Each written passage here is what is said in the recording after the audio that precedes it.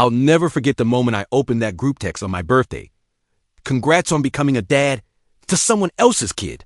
The message was from my wife's sister, with a photo of my wife holding a positive pregnancy test tagged with "not yours." My stomach turned. My heart shattered. And that was just the start. I'm 28. My name's Caleb. I live in a small town outside Nashville.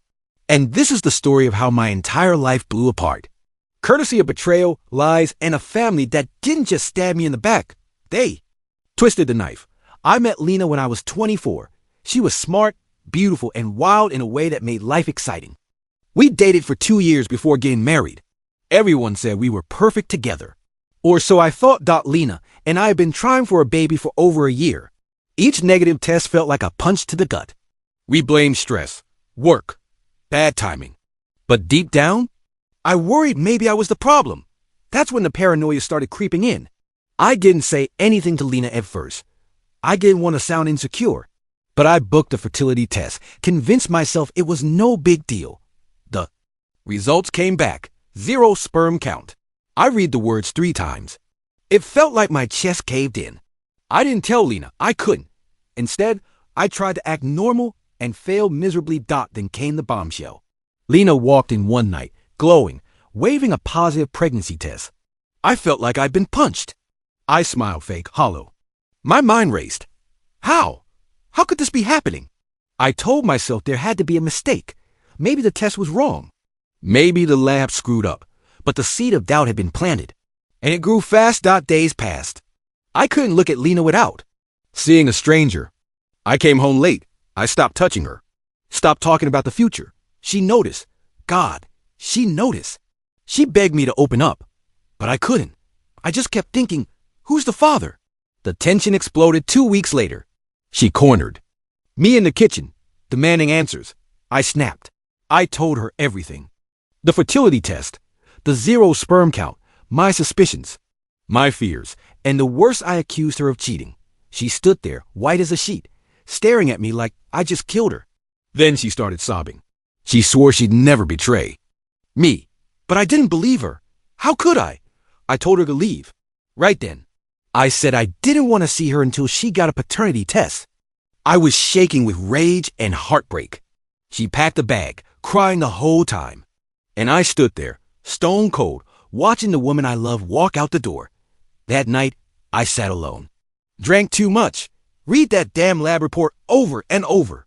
I hated myself. I hated her. I hated everything. 2 weeks of silence passed. Then came the second shock. A call from my doctor. They'd mixed up my results. I wasn't sterile. The report I got wasn't mine. I felt the world tilt. I destroyed my marriage over a clerical error. Or so I thought. Desperate to fix what I'd broken, I called Lena. No answer. I drove to her sister's house, where I thought she was staying. That's when I saw it. Her sister's car in the driveway, and Lena's, parked right beside it. I went to the door, heard laughter, and my blood turned to ice. That night, it was only the beginning of the real betrayal. The kind that makes you question everything. The kind that turns your heart to stone. I stood there on the porch, heart racing. The sound of Lena's laugh inside, it felt like a slap. I didn't knock. I didn't storm in. I just stood frozen, staring at that door like it could explain everything. Finally, I turned away. Drove aimlessly through the night. My mind was chaos. The lab screwed up. I wasn't sterile. So if the baby was mine, what the hell was she doing hiding out with her sister? Why hadn't she answered a single call? Why hadn't she come back? The next morning, I couldn't take it anymore. I went back. Knocked, banged on the door until her sister opened it, face pale. She looked guilty. That was all I needed to see. Where's Lena? I demanded. She doesn't want to see you, she said quietly. Too bad, I snapped, pushing past her. Lena was there, sitting on the couch, hugging a throw pillow like it was a lifeline. Her eyes were red, swollen. But what shattered me? The look she gave me, like I was a stranger. Like she didn't even recognize me anymore. I'm not here to fight, I said, my voice shaking. I'm here to make things right. Her laugh was bitter. You're a little late for that, Caleb, I tried to explain. The mix-up at the lab. How I'd been wrong. How I hated myself for not trusting her. but every word felt useless. She just shook her head. You called me a whore, she whispered. You threw me out like trash. You let me walk out that door pregnant and scared, and now you want to make it right. Her sister stood there, arms crossed, glaring at me like I was dirt, and maybe I was. I begged. I cried. I told her I'd do anything. Therapy, counseling, whatever it took. Lena wiped her eyes. And then came the dagger. I don't want you anymore, she said. You broke us, and I don't think I can ever forgive that. I felt the ground vanish beneath me. Days turned to weeks.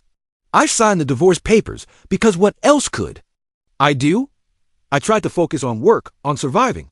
But every night was the same. Empty house, empty heart. Then, the final twist of the knife. I got a message from a mutual friend. A photo. Lena, her sister, together, holding hands, smiling. More than sisters. My mind reeled. Was this why she'd run to her? Had this been going on the whole time? I didn't know. Maybe I didn't want to know. But one thing was clear. Betrayal hadn't ended with that text on my birthday. No, that was just the beginning. I stared at that photo for hours. Lena and her sister, holding hands like lovers, smiling like nothing in the world could touch them. My mind refused to believe what my eyes saw. My stomach churned. My head pounded. Had I missed every sign? Had I been that blind? The memories came flooding back. The nights Lena stayed late at her sister's. The inside jokes they shared. The way her sister always looked at me, like she knew something I didn't. God, how could I have been so stupid? I wanted answers. I needed answers. So I did what any broken, desperate man would do. I drove straight to her sister's house. My hands gripped the wheel so tight they hurt. My heart was racing, pounding out of my chest. When I got there, I didn't bother knocking. I barged in. There they were, sitting on the couch, close, too close. They both froze. The look of shock on Lena's face told me everything I needed to know. What the hell is this? I shouted, my voice cracking with rage. Lena stood, tears already forming. Caleb, please, don't. Just don't. How long? How long have you been playing me for a fool? Her sister tried to speak, but I cut her off. I couldn't bear to hear her voice. The betrayal felt like it was suffocating me. Lena stepped closer, shaking. It wasn't supposed to happen like this. I didn't plan it. I swear. I laughed. Bitter. Broken. You didn't plan it? You're pregnant with my child, or is it hers? That hit her like a slap. She covered her mouth, sobbing. Her sister glared at me. Enough, Caleb. You don't get to talk to her like that after everything you did, everything I did. The words echoed in my head. Like I was the villain in this nightmare, I stormed out before I did something I regret. The door slammed so hard the frame cracked. I got in my truck, drove aimlessly. The night swallowed me whole. My thoughts were poison. My heart, shredded beyond repair.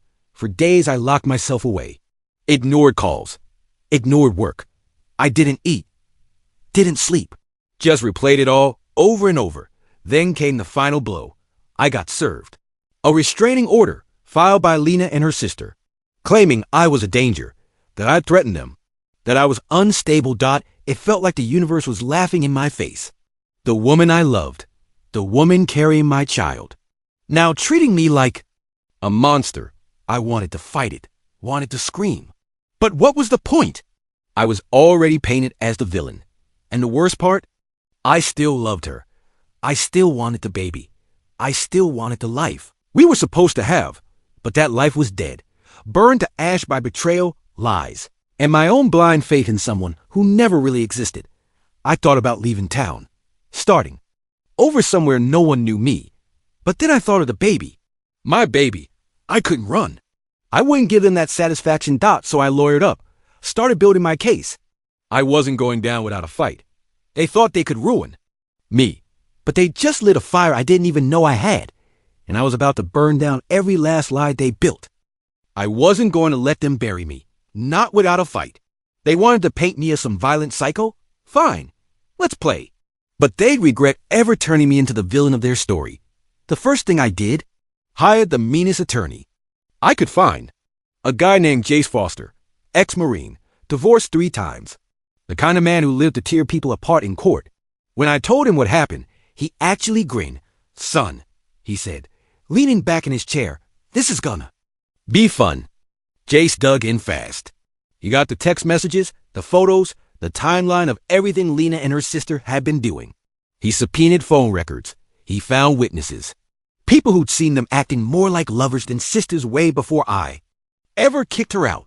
While Jace worked, I cleaned up my act. No more drinking. No more pity parties. I started hitting the gym again. Focus, sharp, ready for war. And then came the first win. The judge threw out their restraining order. Said it was based on hearsay and exaggerated claims. Lena looked crushed when the order was lifted. Her sister. She looked like she wanted to kill me. Good. Let them see. Next. Jace filed for joint custody. Lena fought it. Claimed I was unstable.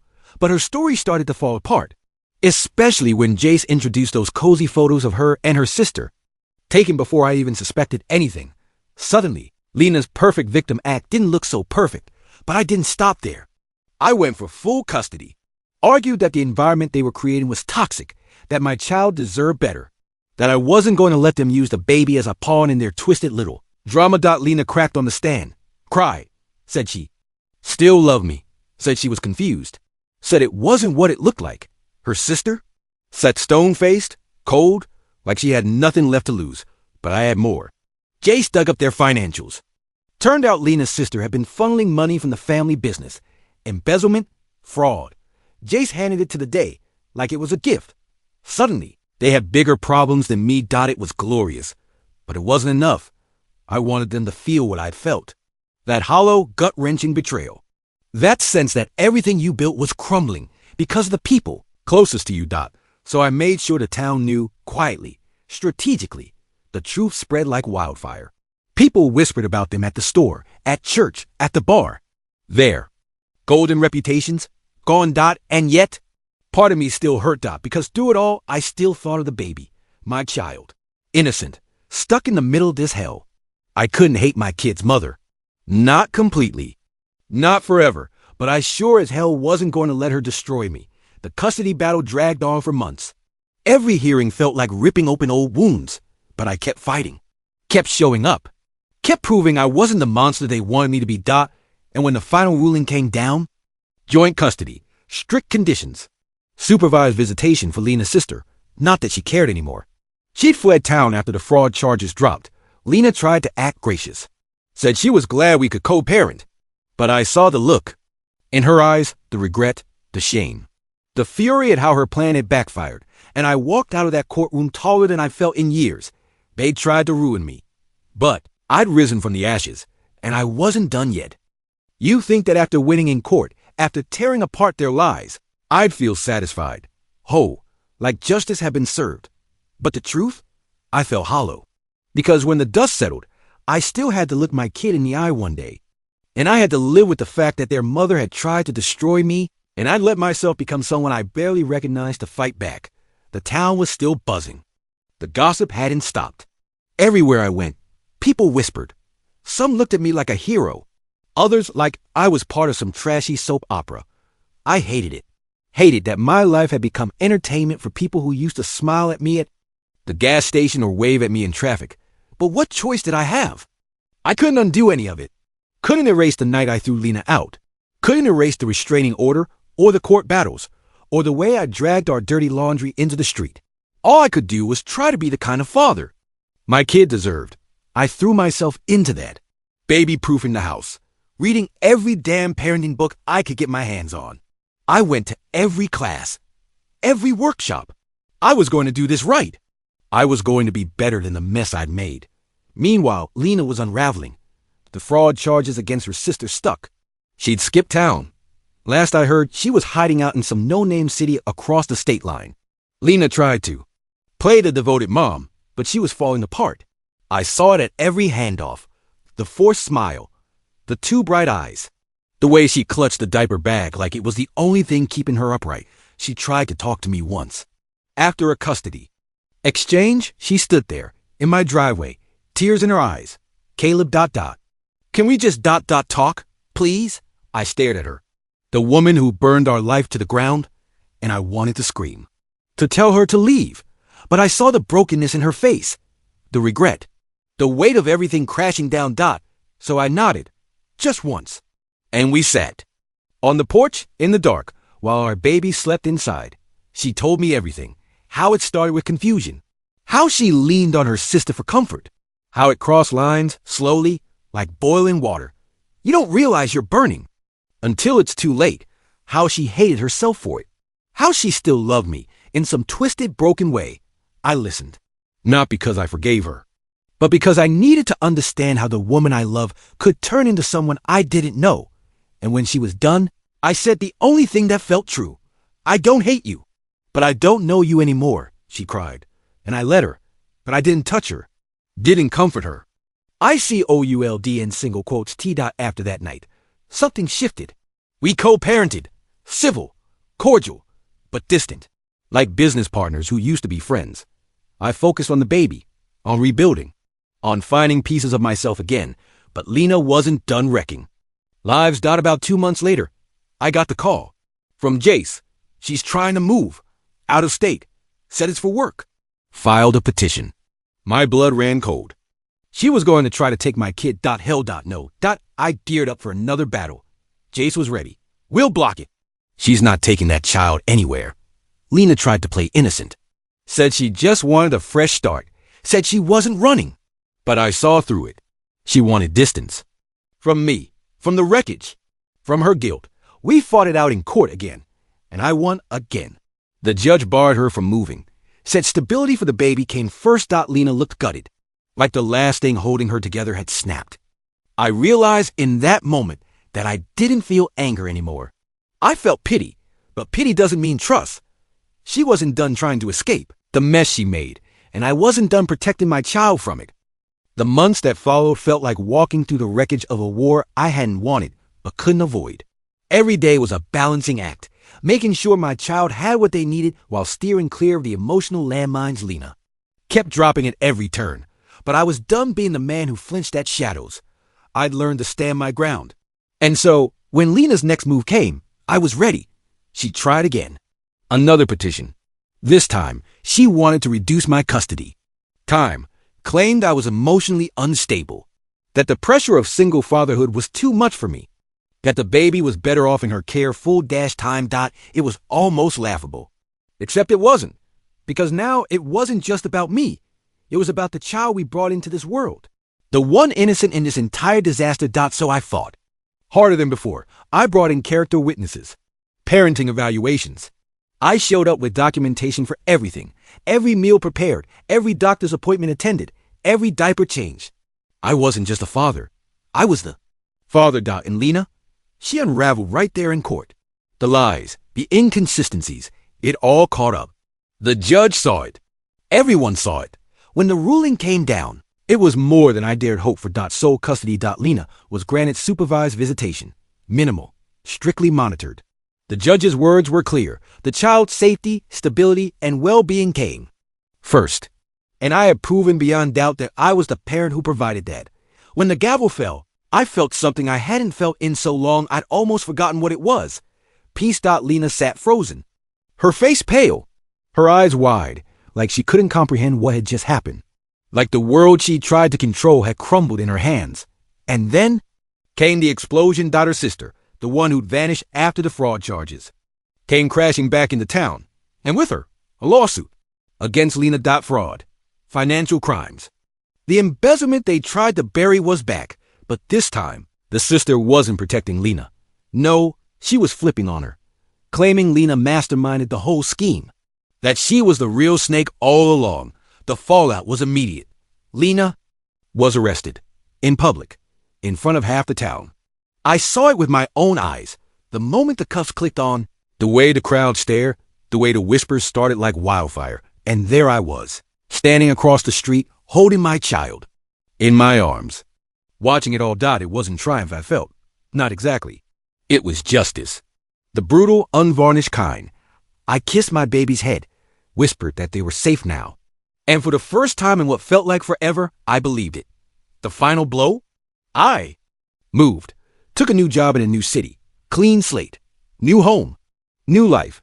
I kept the custody orders ironclad, but Lena, she'd be too busy fighting for her freedom to come after us again. I rebuilt, brick by brick, my career, my confidence. my sense of self. And I get it all with one goal, to give my child the kind of life they deserved. And when people ask, about the past? About Lena? About the chaos? I just smile and say, that was the fire that forged me. Because in the end, they didn't break me. They made me unstoppable. That's the end of today's story. Did things turn out the way you thought? Or were there some surprises along the way? Share your thoughts in the comments. I'd love to hear what you think. If you enjoyed this journey, don't forget to hit the like button. And if you haven't joined the community yet, now's the perfect time. Subscribe and turn on notifications so you're always the first to catch new stories. Thanks for watching, and I'll see you in the next adventure.